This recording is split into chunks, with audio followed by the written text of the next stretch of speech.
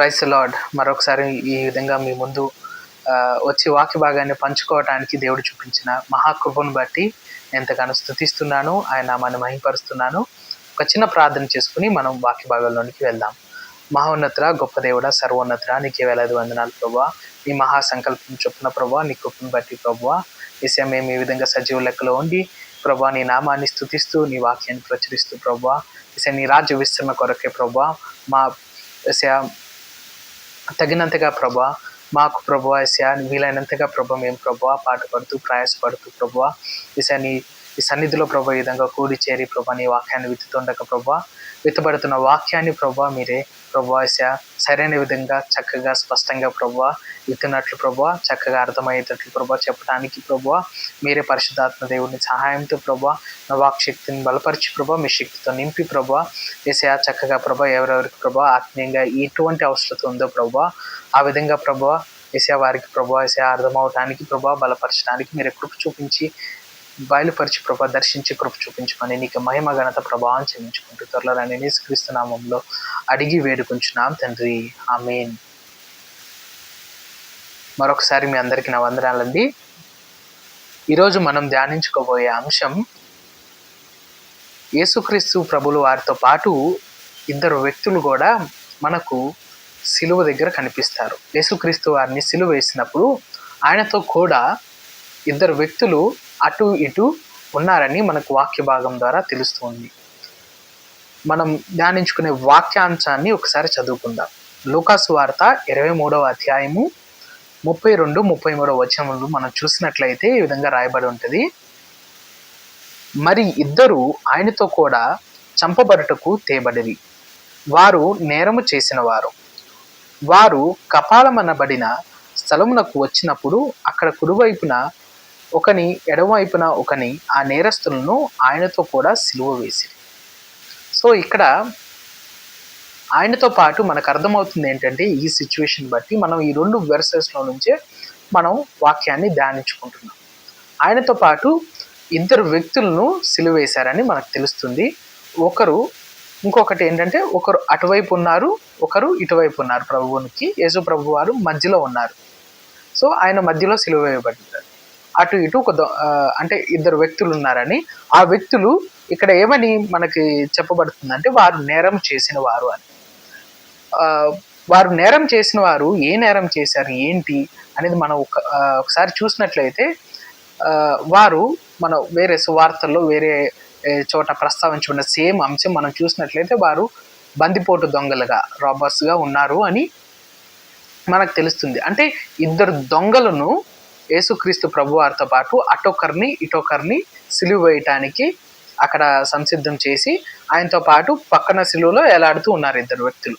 అయితే అక్కడ మనం ఒకసారి అక్కడ జరుగుతున్న సిచ్యువేషన్ గమనించినట్లయితే అక్కడ ఆయనతో కూడా ఇద్దరు చంపపట్టుకు తీసుకొచ్చారు. వారు నేరం చేసిన వారు. సో ఏ నేరం చేసి ఉండొచ్చు అంటే వారు బందిపోటు దొంగలు కాబట్టి ముందు వారి స్వభావం మనం చూసినట్లయితే సో వారు బందిపోటు దొంగలు. అంటే దొంగలకి బందిపోటు దొంగలకి ఒక రకమైన వ్యత్యాసం ఉంది. ఏ విధంగా అంటే దొంగలు ఎవరికి తెలియకుండా వచ్చి దాన్ని దోచుకొని వెళ్ళిపోతారు. కానీ బందిపోటు దొంగలు ఆ విధంగా కాదు. బందిపోటు దొంగలు ఏ విధంగా చేస్తారంటే వారు బెదిరించో, వారిని భయపెట్టో, ఇంకా వారిని హింసించో వారి దగ్గర ఉన్న వస్తువులు లాక్కోవటానికి, ఇతరుల దగ్గర ఉన్న వస్తువులు తీసుకోవటానికి ప్రయత్నిస్తారు. అంటే దాన్ని తీసుకోవటం అనలేం కానీ లాక్కోవటం అని అనొచ్చు.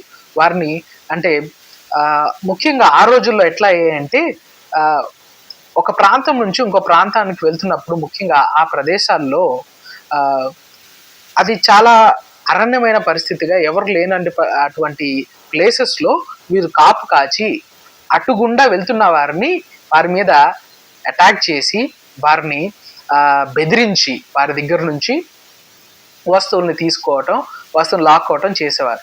సో అటువంటి నేరంలో పాల్పడుతున్న వీరిద్దరూ సో పట్టుబడి వారికి యేసుక్రీస్తు ప్రభు వారితో పాటు వారికి కూడా మరణశిక్ష విధించబడి సిలువలో చంపాలని నిర్ణయించి ఆయనకి అటు ఇటు వేసి ఉంచారు. సో వారు ఎందుకు నేరస్తులు అయ్యారు, ఏ విధంగా నేరం చేశారని చూసాం. ఇప్పుడు అక్కడ జరుగుతున్న సిచ్యువేషన్ అంతా మనం చూసినట్లయితే సిలువ వేయబడిన తర్వాత అక్కడ తర్వాత వచనాలు మనం చదివినట్లయితే, నేను మొత్తం చదివి వినిపించట్లేదు కానీ ఆ స్టోరీ చెప్తున్నాను.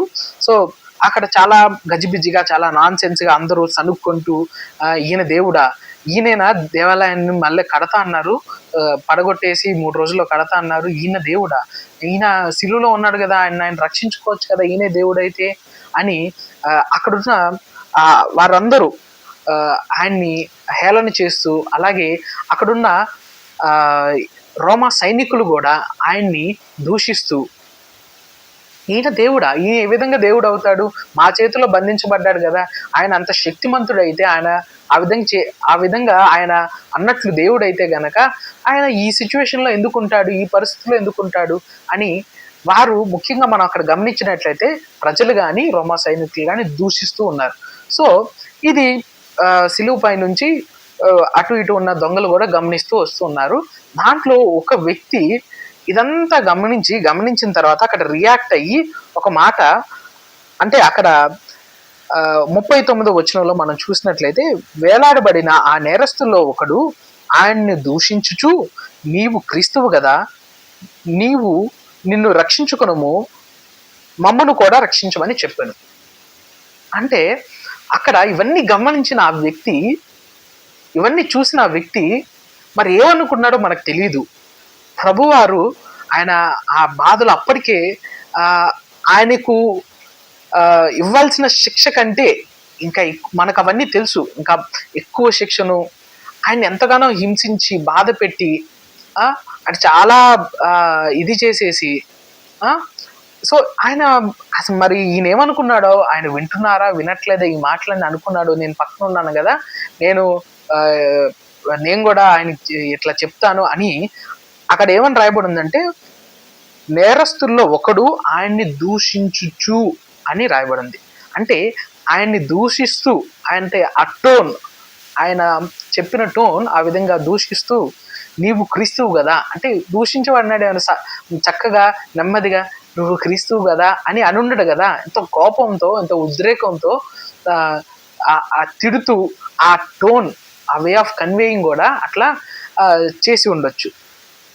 సో అక్కడ ఆయన చెప్తున్నది ఏంటంటే, మొత్తానికి ఆయన హేళన చేస్తూ దూషిస్తున్న వారితో పాటు ఈ దొంగ కూడా చేరి, నువ్వు ఆ విధంగా చేయొచ్చు కదా, వాళ్ళు ఇట్లా చెప్తున్నారు, నువ్వు కూడా రక్షించుకో, మమ్మల్ని కూడా రక్షించు అని ఆ వే ఆఫ్ కన్వేయింగ్ కూడా, చెప్పడం కూడా చాలా హేళనగా ఆ విధంగా చెప్తూ ఉన్నప్పుడు, ఇది గమనిస్తున్న ఇంకో నేరస్తుడు అక్కడ ఉన్నాడు, ఇంకో దొంగ కూడా అక్కడ ఉన్నాడు. సో ఆయన ఏం చేస్తాడంటే, మనం చూసినట్లయితే ఈయన వెంటనే ఆ తర్వాత వచనంలో చూస్తే, అయితే రెండో వాడు వాడిని గద్దించి, నీవు అదే శిక్షా విధిలో ఉన్నావు గనక దేవునికి భయపడవా, ఆయన గద్దించి దేవునికి భయపడవా అని గద్దిస్తున్నాడు రెండో వ్యక్తి. ఇద్దరు ఒకే వృత్తిలో ఉన్నారు, ఇద్దరిని ఒకేసారి ఉరేస్తున్నారంటే ఇద్దరు వారికి ఒకేసారి పట్టుబడి ఉండొచ్చు, ఒకే టీం అయి ఉండొచ్చు.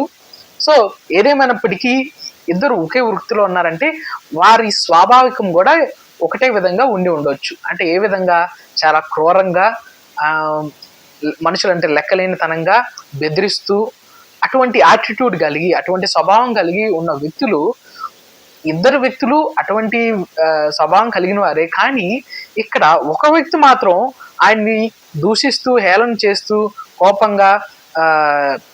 కోప్పడి ఆయన మీద విసుక్కొని, నువ్వు దేవుడు అయితే అట్లా చేయి, ఇట్లా చేయి అని ఆ విధంగా అంటున్నప్పటికీ, ఇంకొక వ్యక్తి, అటువంటి వ్యక్తే కానీ ఇంకొక వ్యక్తి ఏ విధంగా రియాక్ట్ అయ్యాడంటే, అక్కడ ఆయన్ని గద్దించి, అంటే ఆ ఇంకో దొంగని ఈ దొంగ గద్దిస్తూ, నీవు అదే శిక్షా విధిలో ఉన్నావనక దేవునికి భయపడవా అంట. అంటే దేవునికి ఇతను ఏం చేస్తున్నాడు, ఇతనికి తెలుసు భయపడాలి అని. అండ్ అదే సమయంలో మన మధ్యలో ఉంది దైవ కుమారుడని తెలుసు, వినే ఉంటాడు చాలాసార్లు, యేసుక్రీస్తు వారు ఈ పని చేశారు, ఈ అద్భుతాలు చేశారు, కానీ ఎప్పుడు చూసుండడు. అప్పుడే ఫస్ట్ టైం ఆయన్ని అక్కడ చూసి, ఆయన్ని దర్శించి, ఓకే ఆహా, అందరూ మాట్లాడుకుంటుంది ఈయనేనా, ఈయన స్వభావం చూస్తే అట్లా లేరా అని ఆయన గమనించుకుని ఇంకో వ్యక్తి ఏం చేశాడంటే గమనిస్తూ చక్కగా ఈయన చూస్తూ ఆయన ఈ సిలువ వేసిన తర్వాత ఈ సంభాషణ జరిగే మధ్యలో యేసుక్రీస్తు వారు సిలువలో పడిన 7 మాటలు ఉంటాయి. దాంట్లో మొదటి మాట పలికినట్లు మనకి ఇక్కడ తెలుస్తుంది. వాళ్ళు అక్కడ నేరస్తులను ఆయనతో కూడా సిలువ వేసిరి అన్న తర్వాత 34వ వచనంలో యేసు, తండ్రి వీరేం చేయుచున్నారు, వీరెరుగును గనక వీరిని క్షమించమని చెప్పారు. అంటే ఆయన స్వభావమును ఆయన ఏ విధంగా చేస్తున్నాడు, ఏం చేస్తున్నాడు అని ఈయన గమనిస్తున్నాడు ఇంకొక వ్యక్తి. కానీ మొదటి వ్యక్తి జనాన్ని గమనిస్తున్నాడు. జనాలు ఏ విధంగా దూషిస్తున్నారు, ఏం చెప్తున్నారు, ఏంటి అని చెప్పి ఆయన వెంటనే కోప్పడి దూషిస్తూ వాళ్ళలాగే ఆయన అసలు మనం ముందు చెప్పుకున్నట్లు ఈయన అసలు వింటున్నాడు వినట్లేదా, నేనైనా చెప్తాను అన్నట్లు అగ్రెసివ్గా వచ్చేసి చెప్తే, రెండో వ్యక్తి ఈయన్ని గమనిస్తున్నాడు కనుక ఈయనలో దైవ లక్షణాలు ఉన్నాయి, ఈయన దేవుడు అని గమనించి గ్రహించి ఆ దొంగను ఎదిరించి ఈ విధంగా ఆయన దొంగను తగ్గించి మనకు తర్వాత వచ్చిన మనం చూసినట్లయితే మనకిది న్యాయమే. ఎందుకు? మనం దొంగతనం చేసాం కాబట్టి మనకిది న్యాయమే, మనం నేరస్తులను కాబట్టి మనకిది న్యాయమే, మనం చేసిన వాటికి తగిన ఫలం పొందుచున్నాము అంటే ఆ వ్యక్తి అక్కడ రియలైజ్ అవుతున్నాడు, మనం తప్పు చేసాము, తప్పు చేసినందుకే ఈ విధంగా మనం శిక్షలోనికి వచ్చాము, ఈ విధంగా మనల్ని చంపటానికి మనకి శిక్ష వేసి ఈ విధంగా చేస్తూ ఉన్నారు అని. కానీ ఆయన ఏ తప్పిదము చేయలేదని చెప్పి, అంటే ఆయన ఏ తప్పిదం చేయలేదని ఈయనకి ఎట్లా తెలిసింది? ఆయన చేసిన క్రియలు విన్నాడు, ఆయన చేసిన కార్యాలను విన్నాడు, ఇప్పుడు చూస్తూ ఉన్నాడు అదే దేవుణ్ణి చూస్తూ. ఆయన ఇప్పుడు ఏం చేస్తున్నాడు, ఆయన ఏ విధంగా రియాక్ట్ అవుతున్నారు, వాళ్ళంతా దూషిస్తున్నా అదేం చేస్తున్నా ఏ విధంగా చేస్తున్నాడని గ్రహించి ఈయన దేవుడని ఎరిగి ఆయన ఏం తప్పు చేయలేదని చెప్పి ఆయన చూచి, యేసు నీవు నీ రాజ్యంలోనికి వచ్చినప్పుడు నన్ను జ్ఞాపకం చేసుకున్నాను అని యేసు వైపు తిరిగి అంటాడు రెండవ నేరస్తు. అందుకు ఆయన వానితో, నేడు నీవు నాతో కూడా పరదేశంలో ఉందో అని నిశ్చయముగా నీతో చెప్పుచున్నానని. సో ఇది కన్వర్జేషన్.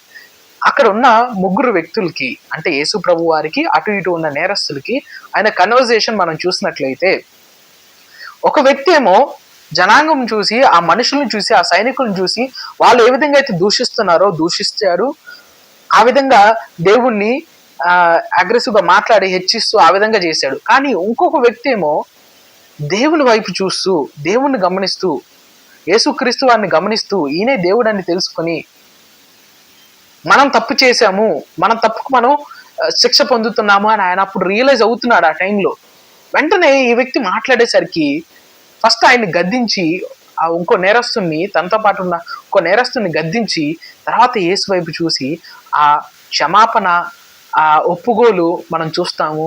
ఆయన అడుగుతాడు, అంటే నన్ను కూడా రక్షించమని. యేసుక్రీస్తు ప్రభువారు కూడా ఆయన చక్కగా నీవు నాతో కూడా పరదేశంలో ఉండు అని నిశ్చయంగా ఆ శిలువపై మాట్లాడిన రెండవ మాట అక్కడ మాట్లాడటం జరుగుతుంది. అది ఈ దొంగకు రెస్పాండ్ అవుతూ. సో ఇది జరిగిన సిచ్యువేషన్. ఈ జరిగిన సిచ్యువేషన్లో ఇద్దరు చెరొక రకంగా రెస్పాండ్ అయ్యారు.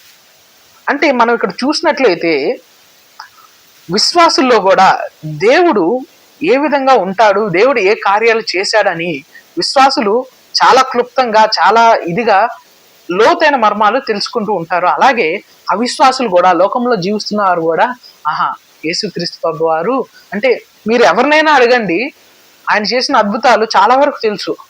యేసుక్రీస్తు ప్రభు వారు రొట్టెలను చేపలను తీసుకుని, 5 రొట్టెలను 2 చిన్న చేపలను తీసుకుని దాన్ని 5,000 మందికి పంచాడంట, గుడ్డివారిని స్వస్థపరిచాడంట.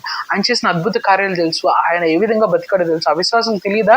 ఖచ్చితంగా తెలుసండి, ఖచ్చితంగా తెలుసు. కానీ విశ్వాసులైనప్పటికీ అవిశ్వాసులైనప్పటికీ, ఆయన నమ్మినప్పటికీ మనం నిజంగా లోకం వైపు చూస్తూ ఆయన్ని దేశిస్తున్నామా, లేదా ఆయన వైపు చూసి అవునా అంటే ఆ 2 పర్స్పెక్టివ్స్, అంటే ఒకే సిచ్యువేషన్ 2 పర్స్పెక్టివ్స్లో చూసినట్లయితే, అంటే ఆయన సిలువ వేయబడ్డాడు, ఆయన దేవుడా అని అనటమా, లేదా ఆయన సిలువ వేయబడినప్పటికీ ఆయన తగ్గించుకుంటూ ఆ తగ్గింపు స్వభావంతో వీళ్ళని ఏం చేయొద్దు దేవుడా, వీళ్ళని క్షమించండి అని ఆయన దేవుణ్ణి వేడుకుంటూ ఆ విధమైన స్వభావం చూపిస్తూ ఒక మాదిరి ఉంచింది మనం గమనిస్తున్నామా? ఏ పర్స్పెక్టివ్ మనం చూస్తూ ఉన్నాము, ఏది మనం గమనిస్తూ ఉన్నాము అని మనం చూసుకోవాలి. సో ఇక్కడ దీన్ని మనం చూసినట్లయితే మొదటి వ్యక్తి దూషిస్తూ ఆ విధంగా చేశాడు. రెండో వ్యక్తి చేసిన దాంట్లో మనం గమనించినట్లయితే ఆయన పాపాన్ని, అంటే పాపం మాట్లాడుతున్నాడిని, చెడు మాట్లాడుతున్నాడిని, అన్యాయంగా మాట్లాడుతున్న ఇంకొక నేరస్తుని గద్దిస్తాడు.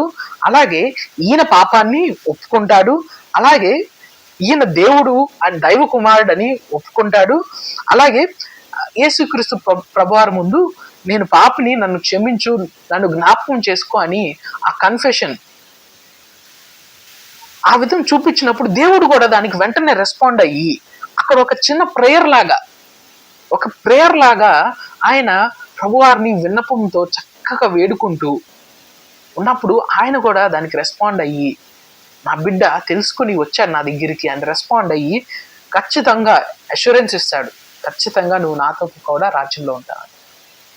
సో మన స్వభావం ఎట్లా ఉంది, మనం ఏ విధంగా రియాక్ట్ అవుతున్నాం, అసలు ఈ పరిశుద్ధ గ్రంథంలో మనం ఏ విధంగా రియాక్ట్ అవ్వాలి, ఎలా ఉండాలి, ఏంటి అని మనం చూసినట్లయితే యాకోబు పత్రిక 1:19 ఉంటది కదా, నా ప్రియ సహోదరులారా మీరీ సంగతి ఎరుగుదురు గనుక ప్రతి మనుష్యుడు వినుటకు వేగిరపడవాడును, మాట్లాడుటకు నిదానించువాడును, కోపించుటకు నిదానించువాడవై ఉండవలను. ఇక్కడ 3 విషయాలు మనకు చెప్పబడుతుంది. ఒకటి ఏంటంటే ఇది ప్రతి మనుషునికి అప్లికబుల్. ఈ 3 విషయాలు, ఒకటి ఏంటంటే వినటానికి వేగిరపడువాడును, మాట్లాడుటకు నిదానించువాడును, కోపించుటకు నిదానించువాడినై ఉండవలను అని. అంటే మన చుట్టుపక్కల మన గురించి కానీ లేదంటే ఇంకా దేని గురించైనా ఎవరు ఏ విధంగా మాట్లాడుకుంటున్నారు, నువ్వు ఆ పరిస్థితిలో ఉన్నప్పుడు ఏ విధంగా మాట్లాడుకుంటున్నారా అని నువ్వు గమనించి దానికి నువ్వు రెస్పాన్స్ ఏ విధంగా ఇస్తావు అంటే ఇక్కడ ముఖ్యంగా మనం గమనించాల్సింది ఏంటంటే కోపం. మొదటి వ్యక్తి చేసింది అదే. వారు ఆ విధంగా దూషించడం చూసి ఈయన కూడా వెంటనే కోపపడి, ఇక్కడ ఏమని రాయబడింది, కోపించుటకు నిదానించు వాడే ఉండవల్లని. కానీ ఈ వ్యక్తి ఏం చేశాడు, ఆవేశపడిపోయి వెంటనే ఆ కోపం చూపించేసి ఎవరిని దూషిస్తున్నాడు, ఇక్కడ యేసు ప్రభువాన్ని దూషిస్తూ ఉన్నాడు. అదే సందర్భంలో, అదే సిచ్యువేషన్ లో, అదే బ్యాక్గ్రౌండ్ లో ఉన్న ఇంకొక వ్యక్తి ఆయన ఏం చేస్తున్నాడు, ఆయన చక్కగా ఇక్కడ రాయబడినట్లు వినుటకు వేగిరపడువాడు, అంటే వింటున్నాడు, ఏది వినాలో అదే తీసుకుంటున్నాడు. విని వెంటనే అది ఏం రెస్పాండ్ అవ్వట్లేదు. ఆయన అటు చూస్తున్నాడు, ఇటు చూస్తున్నాడు, ఏం రెస్పాండ్ అవ్వట్లేదు. మాట్లాడటకు నిదానించి కోప్పడకుండా. కానీ ఎప్పుడైతే ఈ వ్యక్తి ఇంకొక వ్యక్తి కోప్పడి ఈ విధంగా దూషిస్తున్నాడో అప్పుడు మాత్రమే, అవసరం వచ్చినప్పుడు మాత్రమే మాట్లాడి ఆ వ్యక్తికి ఒక హెచ్చింపులాగా, ఒక గతింపులాగా చెప్పి, ఆ విధంగా కాదు నాయనా, మనం నేరస్తులం, మనం ఒప్పుకోవాలి అది, అంతేగాని ఆయనకి ఏ నేరం లేదు, ఆయన ఏ పాపం చేయలేదు, అటువంటి ఒప్పుకోలు కలిగి. ఎందుకంటే ఈ రెండో వ్యక్తి కోపంలో లేడు, ఆయన నిదానించి చక్కగా ఆలోచిస్తూ ఉన్నాడు, చక్కగా విన్నాడు, ఆ సిచ్యువేషన్ అంతా చూశాడు. ముఖ్యంగా యేసు వైపు చూశాడు, లోకం వైపు చూడలేదు. ఎప్పుడైతే నువ్వు యేసు వైపు చూస్తావో, ఆయన క్రియల వైపు చూస్తావో, నీకు ఆ స్వభావం ఖచ్చితంగా నీకు వస్తుంది. అంతేగాని నువ్వు లోకం వైపు చూసావంటే, లోకస్తులు చేసే పనుల వైపు చూసావంటే నువ్వు యేసులాగా ఉండలేవు, ఆయన చేసినట్టు నువ్వు చేయలేవు. ఈ తర్వాత వచనంలో మనం చూసినట్లయితే ఎందుకు కోప్పడకూడదు, ఎందుకు ఆ విధంగా రియాక్ట్ అవ్వకూడదు అంటే యాకోబు పత్రిక 1:20లో నరుని కోపము దేవుని నీతిని నెరవేర్చదు. నరుని కోపము దేవుని నీతిని నెరవేర్చదండి. ఇక్కడ ఒకే సందర్భంలో ఉన్న ఒకటే రకమైన వ్యక్తులు, కానీ రియాక్ట్ అయిన పద్ధతి 2 విధాలుగా ఉంది. ఇద్దరు నేరస్తులే, కానీ ఒక వ్యక్తి మాత్రం కోప్పడి దూషించి హేళన చేసి ఆ విధంగా చేశాడు. కానీ ఇంకో వ్యక్తి మాత్రం ఆయన చక్కగా నిదానించుకొని తనను తాను తగ్గించుకొని, ఈయనే దేవుడు, మనం నేరస్తులం, మనకి శిక్ష అని ఆ విధంగా కన్ఫెషన్ చూపించి, అలాగే దేవుణ్ణి అడిగి విశ్వసించాడు కాబట్టే దేవుణ్ణి అడిగాడు. అక్కడ ఆ వ్యక్తిలాగే ఈయన కూడా కోప్పడి ఉంటే ఈయన కూడా రక్షించబడేవాడు కాదు.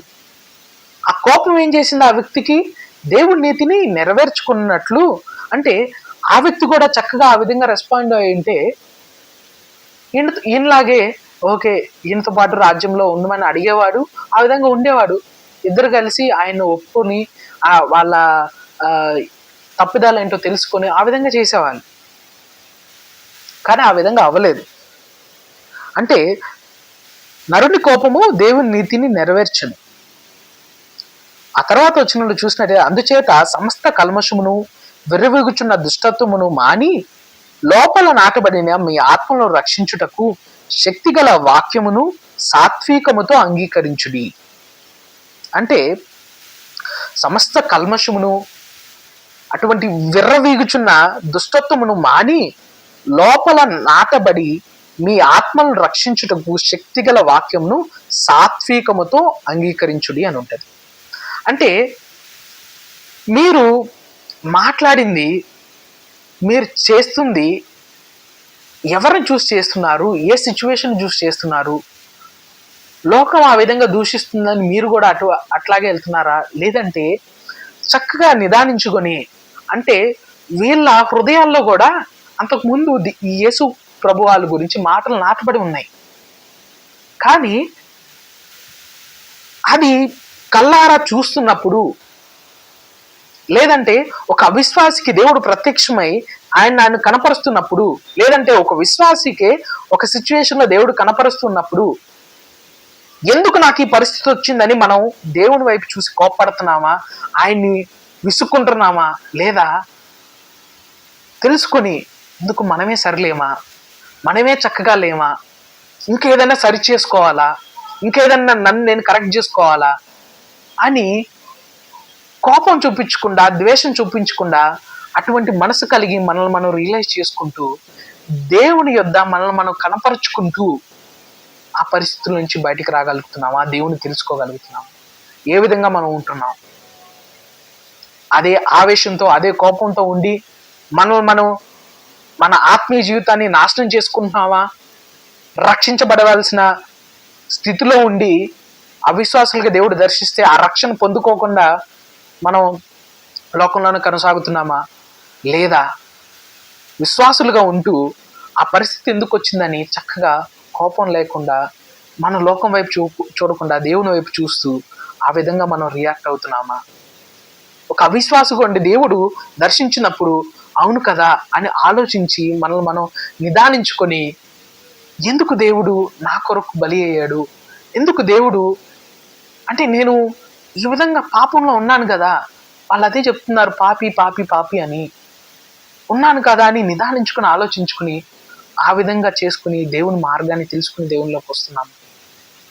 అది ఒక విశ్వాసి అయినా అవిశ్వాసి అయినా ఏ విధంగా మనం రియాక్ట్ అయ్యి ఆ సిచ్యువేషన్ని దేవుని నీతిని నెరవేర్చినట్లు మనం చేస్తున్నామా లేదా అని మనల్ని మనం గ్రహించుకుని మన ఆత్మీయ జీవితంలో మనం ముందుకు సాగుదాం.